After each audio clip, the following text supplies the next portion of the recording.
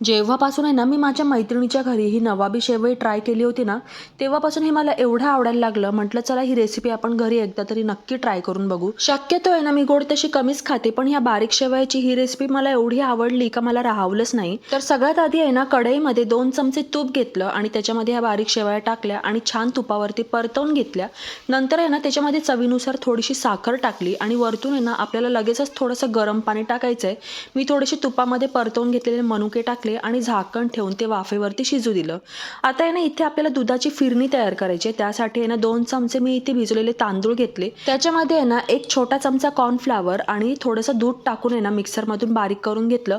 गरम गरम दुधामध्ये ते मिश्रण टाकलं आणि थोडीशी चवीनुसार साखर, त्याचबरोबर थोडीशी आहे ना क्रीम टाकली आणि सगळं छान असं एकजीव करून घेतलं. तर इथे आहे ना आपली ही फिरणी तयार झालेली आहे. थोड्या वेळाने बघाल तर शेवया सुद्धा छान अशा फुलून आल्या होत्या. आता इथे आपल्याला हे सगळं सेट करायचं. त्यासाठी मी एक छोटा डबा घेतला होता. त्याच्यामध्ये आहे ना सगळ्यात आधी आहे ना शेवयाची एक लेयर दिली आणि त्यानंतर आहे ना तयार केलेली दुधाची फिरणी आपल्याला त्याच्यावरती छान अशी पसरवून घ्यायचे. पुन्हा आहे ना दुसरी आपल्याला शेवयाची लेयर द्यायची ह्याच्यावरून आणि पुन्हा आहे ना शेवटची आपल्याला दुधाची जी फिरणी तयार केली आहे त्याची शेवटची लेयर द्यायची. वरतून आहे ना गार्निशिंगसाठी अशा पद्धतीने थोड्याशा शेवया टाकायच्या आणि हे फ्रीजमध्ये सेट करायला ठेवायचं.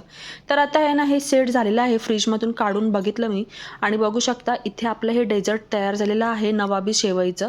आता हे अशा पद्धतीने ना आपल्याला कट करायचं आणि प्लेटमध्ये खायला घ्यायचंय. तर बघितलं ना किती सोपी आणि पटकन तयार झालेली आहे ही रेसिपी. नक्की ट्राय करून बघा तुम्ही पण, कारण की खरंच खूप छान लागते ही चवीला. तर ही युनिक रेसिपी तुम्हाला कशी वाटली कमेंटमध्ये नक्की सांगा आणि आवडल्यास लाईक करायला विसरू नका. भेटूयात पुढच्या व्हिडिओमध्ये.